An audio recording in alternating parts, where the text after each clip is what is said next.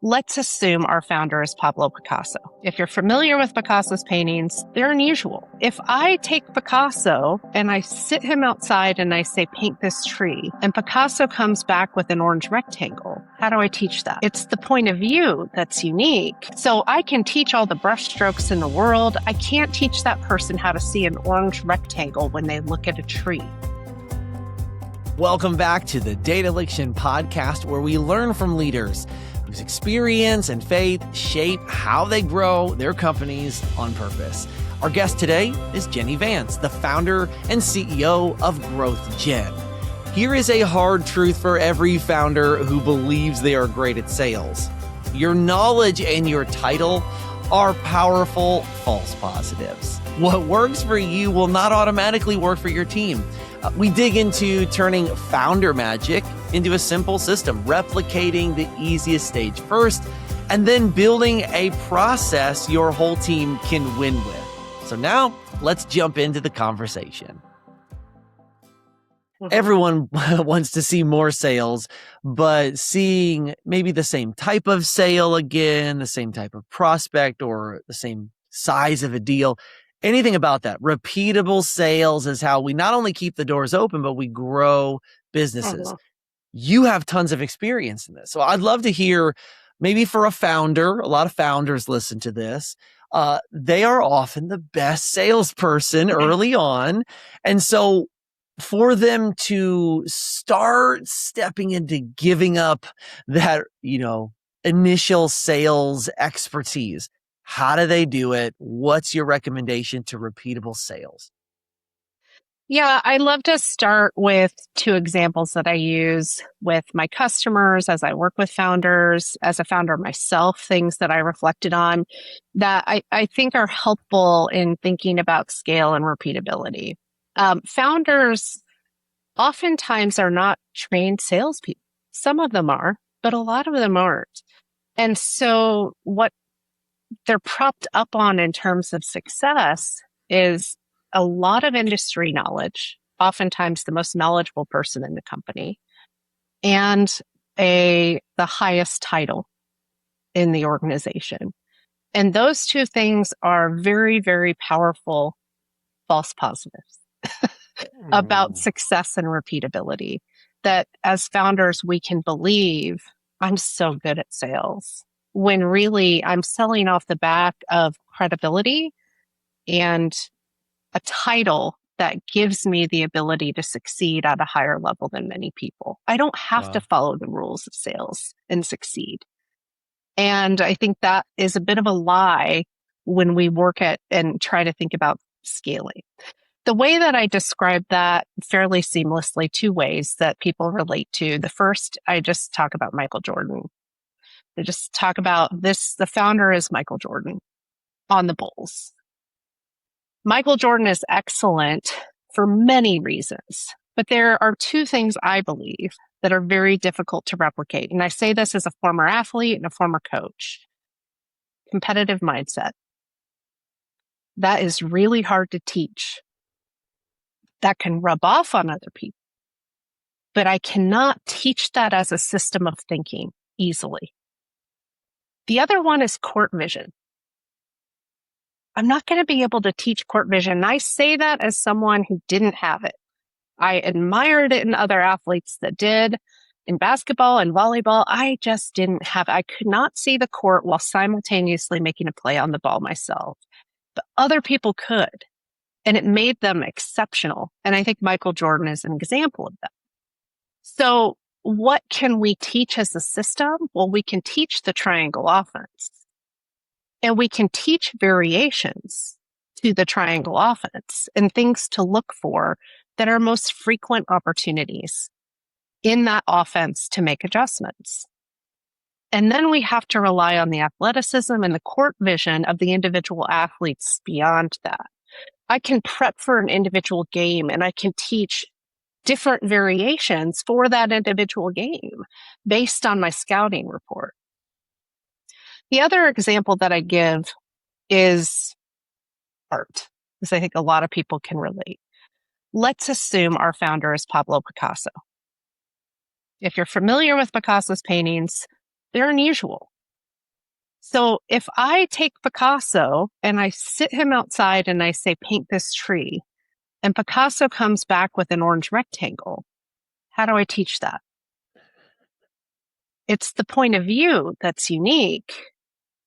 So I can teach all the brush strokes in the world. I can get us down to the same canvas size. I can get us down to the same equipment, the same paint colors. I can teach how to mix those paint colors. I can teach how to use the brush to create different effects. I can't teach that person how to see an orange rectangle when they look at a tree. That's going to take a mind-numbing amount of effort, and it might never get there. So how do I do that? Well, where does scale happen in art? Wine and canvas. What's unique about wine and canvas, right? We all have the same canvas type. We have the same starting materials, and we have decided what we're going to paint that day. And every person paints and feels like a bit of an artist. And if we hold it up at the end, everyone has painted two palm trees and a sunset on an ocean. And if you look closely, there are differences. Some people have 4 trees, some people have 3, some people have a little hammock, some people have birds, some people's sunset has no blend, and others it's really well blended. At the end of the day, we all painted palm trees. And that's what I see with scale, is that if we sit someone next to Picasso and try to repeat what is working for Picasso, we're going to be working at this for a decade. If we can get it down to the simplest form, to the lowest common denominator, then we can allow for artistic impression on top of that. We can allow someone to make determinations about how many palm trees. And eventually there will be someone who says, I kind of get this painting thing and I don't want to paint a tree, but I'm going to paint a really nice picture because I understand it at a different level. And if we make room for that, we will excel and succeed and see some of those savants emerge and not be crippled by process.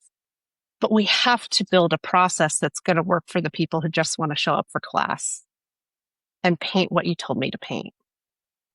And those people are the foundation of scale. If we can't meet their needs, then we're never going to be able to scale art.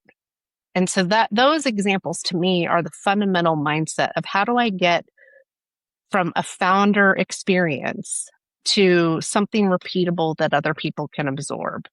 And I think those examples are my best examples when I talk with founders about how we're going to do this. Yeah.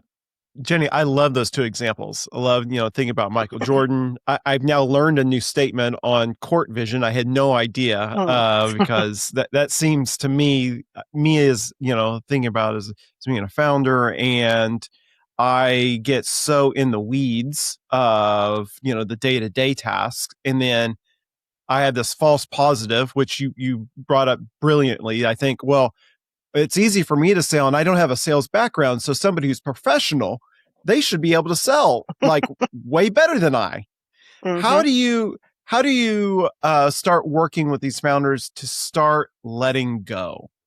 I find it the opposite. I don't find that it's the letting go that's the problem. I find that it's I want to believe and convince myself that it's possible to let go of everything. I think I can hire a VP of sales and they're going to solve this for me. I think, and I'm shocked when they can't manage a deal through.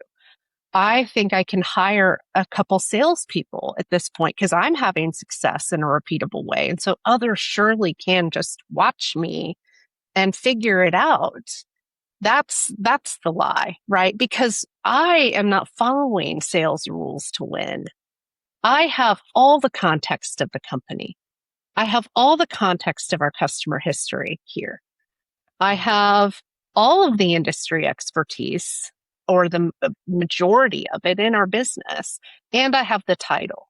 So again, I don't have to follow best practices and fundamentals in the same way. Like Michael Jordan can go down the court and break triangle offense, and we're not going to have an upset coach, right? Because he is adjusting to what he's seen so well. But I can't not teach triangle offense and expect everyone else to just do that. And I think that's what, as founders, we kind of get caught up in, is like this do it like me, care like I care. No one's going to care like you care. No one has the equity you have. Like it's not So true. realistic. So, Yeah. and that's where I think we can tell ourselves lies about what's possible, and what we should take off the plate. When I work with organizations, what I'm looking for is the continuum of sales. I'm not going to lie to the founder and say they'll be out of sales. In fact, I don't think a founder ever should. It would be such a massive amount of scale that they would ever not have to show up in the sales process. And at minimum, shake some hands and kiss some babies, right? So when we look at the full sales process, we want to replicate the easiest piece first, which is the highest volume piece. And then as we go down that funnel in our go-to-market, especially in our sales stages, that's when we want to kick the founder into next stages. Once we've achieved repeatability in the stage, so like prospecting calls, I should be able to help my team craft an elevator pitch that they can use where we can find some repeatability of what's working and not try to teach everyone to take their canvas and go out and try to paint a tree by themselves, but to actually get into, here's our message, here's why it works. Let's use this consistently. If it's not working, let's change as a team until we find what's working. Let all go off as cowboys and cowgirls and try to figure it out. And once we achieve success there, then the founder's working on the discovery call. We get discovery calls teed up. I show up there. When we find enough repeatability in the discovery call, I kick into the demo. And once I get repeatability in the demo, I kick into the business case, right? Or the scoping conversation, right? Or I'm coming around for the executive buyer presentation. So that's what I tend to work on is instead of the late stage things and figuring out how to make a team great at the most complex stuff, let's make them great at the easiest stuff and then continually work down that process until the founder's time is mostly spent in business case meetings and executive buyer presentations. One of my favorite things you've said so far is that simplicity allows you the pathway to find some of your rock stars, or I guess in the sports term, superstars. And a lot of times people will get afraid that if I make this too simple, that being too simple is actually throttling my best people. Whereas I think they are missing that simplicity is your foundation. It's not your limits. And indeed, the only way to build a repeatable machine that moves smoothly is as simple of a machine as possible. So I love that. The simplicity. The next thing you mentioned is your system. I'm gonna drill down on that a little bit later in this conversation. Sounds good. But that said, I would love to hear maybe some of your war stories, your game time stories where you realized you had over-engineered some stuff, because hearing you talk about simplicity leads me to believe you've either seen someone else do it wrong or you yourself maybe has done it wrong yourself of I over-engineered it and I realized I needed simplicity. You have any of your favorite stories over these years of leading teams? Trying to think of a couple war stories. I'd say one that relates to me as a founder of where I really got it wrong was when I looked at lead gen, would help with kicking off customer relationships. And I really wanted to take that off my plate and get other people to where they could do that with success. And one of the things I underestimated was that just because something was really easy for me did not mean that it was easy to replicate. And so, for example, messaging for a customer and helping that customer boil down into a focused approach, a focused segment, and then the messaging necessary to achieve results was something I was very good at. And it was easy. It still is easy for me. It was very, very hard to replicate with other people. And trying that resulted in immediate failures. It took a long time before what I saw produced by other people was at a level that was equal or in some cases better. it wasn't that I shouldn't try. It was that I tried to get uninvolved in it. In that handoff process, if I'm going to take something like that, that's really maybe easy as a talent and try to replicate that in another person, then I really have to be involved in the process. I have to let them create and then I create and compare. I have to make time for this really solid handoff approach and learning and the why did you come at it this way versus the creation of it. It's wrong. I recreate it. And now we're spending double the time when it was something that was supposed to improve efficiency. So I have to assume double the time at the beginning, maybe. But that's a lot better than course correcting and all of the effort that's going to come from mistakes or not having our best foot forward and it's affecting results and all of these other things downstream. So that was one of my really big learnings personally about scale and taking something off my plate is underestimating repeatability and the talent component of, am I just seeing something that I'm good at and I'm underestimating how easy that is for other people to replicate? I'm wondering, Jenny, as I'm thinking through this, when is it that the founder needs to start thinking about the scalability? Like, they're just starting out their company. Maybe they've got, is it when they've reached $500,000 in sales? Is it when they reach $1 million in sales? Like or is it a customer number? When is it that the founder really needs to start leaning into this instead of, to your race, just cowboying or cowgirling it into existence? I think a founder is always thinking about scalability because I feel like it's very much a journey. It's not a decision point. One of the things that I would look for in terms of, are they ready to start investing in other talent and then figuring out what talent that is probably based on conversion outside of referrals. Have I been able to convert a customer who didn't come to me through referral? And if maybe I have any kind of marketing engine or traction that justifies that someone who's warm and or cold, I can go to a trade show and meet someone and convert them even though they didn't know me. I feel like that's a really key element of, okay, now I'm finding some repeatability. There are lots of other decisions about, do I have the cash to invest in this right now? Operationally, can I support it? But I tend to look at, can I get support and help to, if I am not the most capable person to write a prospecting message, if I'm going to be a sit next to me and learn for a little while person, and I can't boil that down into process, then invest in help. There are plenty of people that can support with that. And it's probably really easy for them instead of you struggling with, what's not working for 90 days until you figure it out. That's just a waste of time.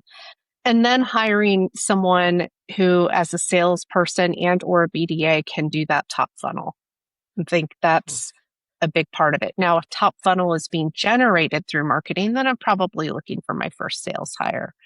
I think where companies get it way wrong is that they immediately try to hire a sales leader, and that is difficult unless you're going to work with someone who's highly proven, who's built this engine many times and can come in fractional and advise without it being the overhead of a fully burdened resource.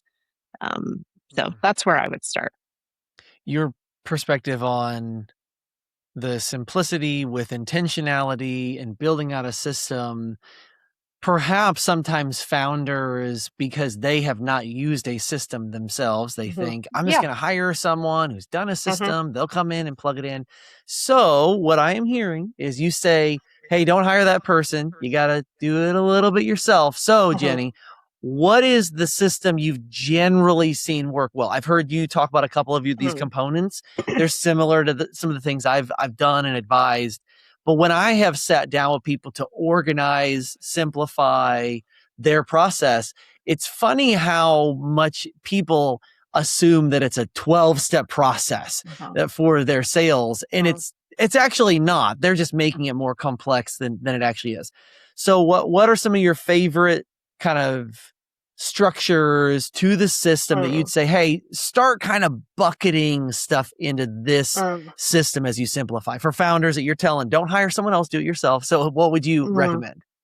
I feel like there's a lot there in terms of the system.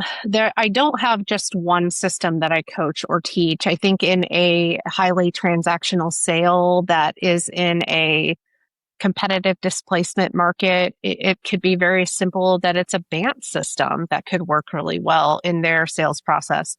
And then in a large enterprise sale with heavy education and multiple influencers, I believe wholeheartedly that MEDDPICC, especially when we're dealing with more complex paper process, RFPs and RFIs, a qualification criteria is going to help us move things in the funnel.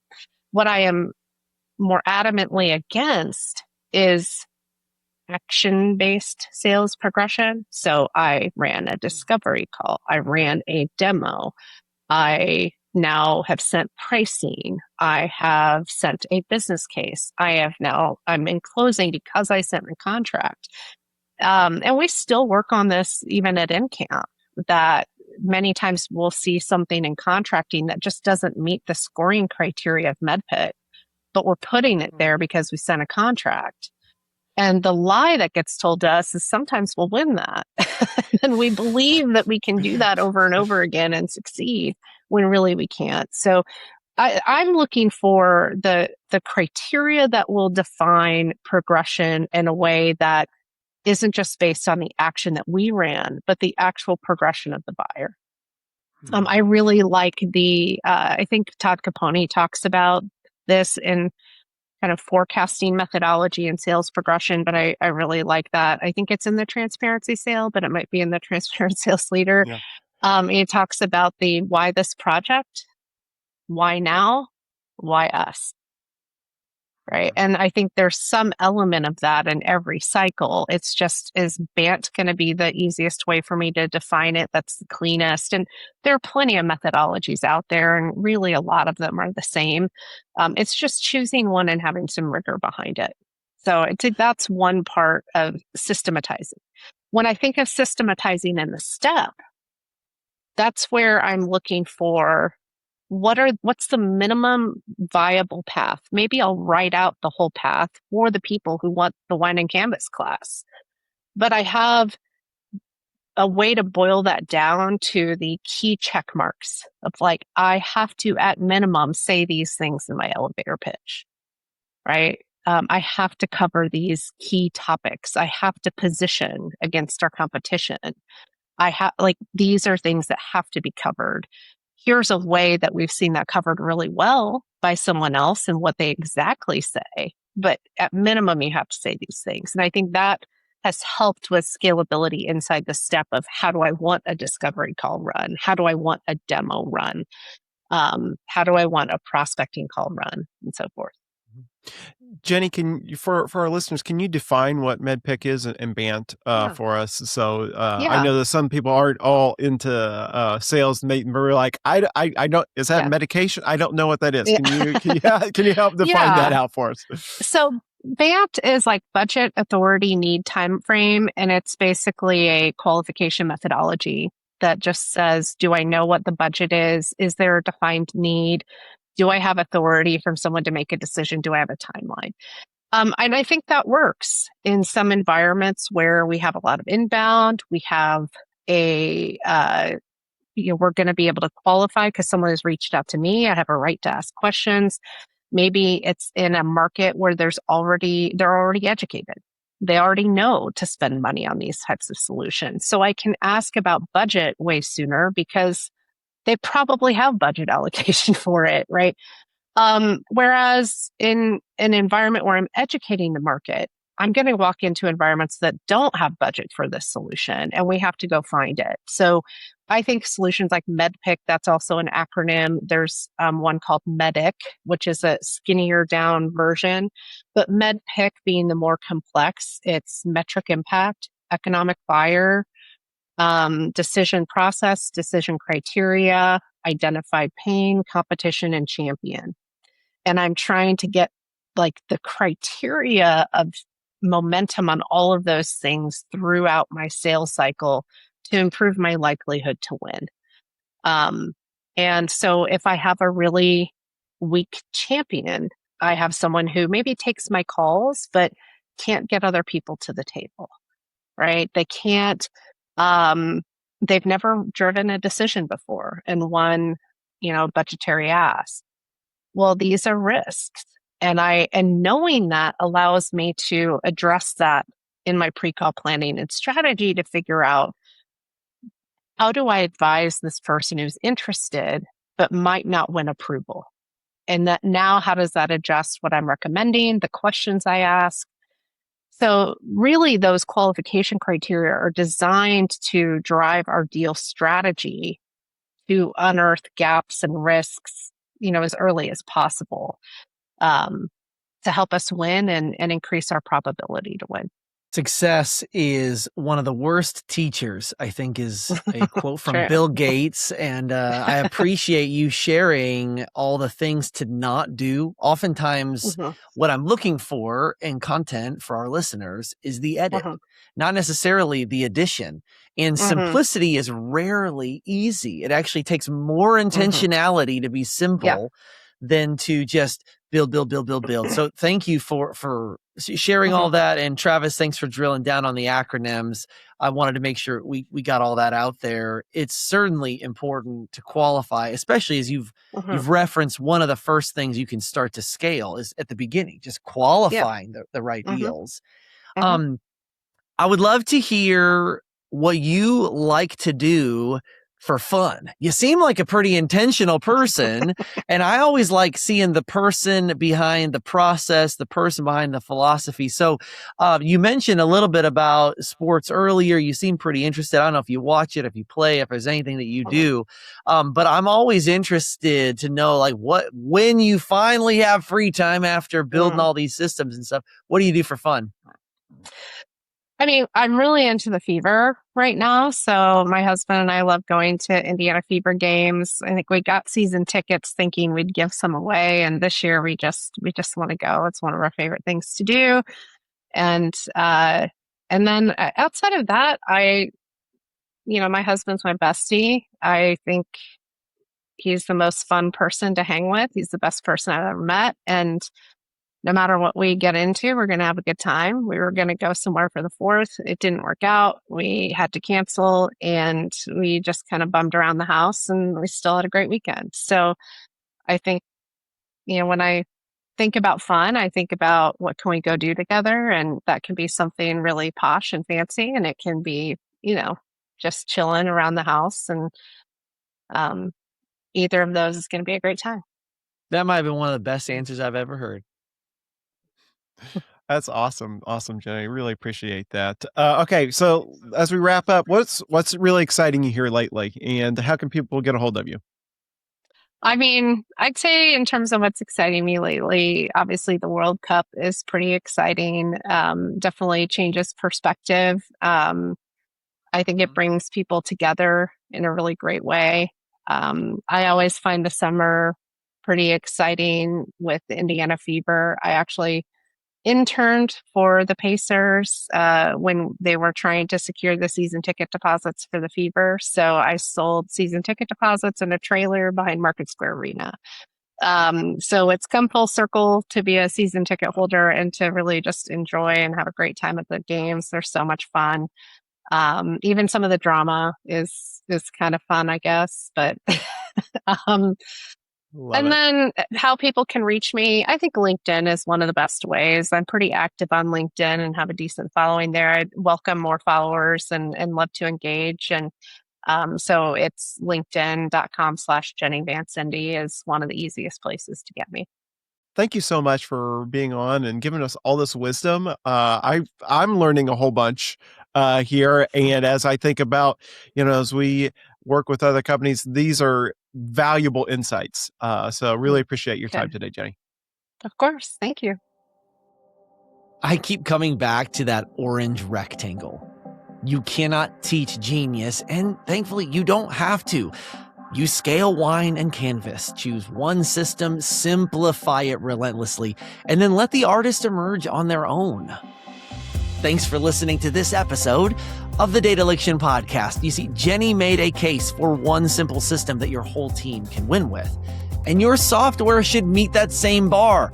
Most companies run on a patchwork of tools that don't talk to each other, built to be everything for everyone everywhere, which is exactly why none of them fit you. But at Dataliction, our team helps you fix that by designing your own all-in-one platform. Yeah, we develop your own platform for the way you actually do business. No clutter, no feature fighting for attention, just the system that your people actually need. And it often costs less than everything that you're currently renting. So head over to Dataliction.com, set up a free call with our team, and there may be a simpler answer than you think.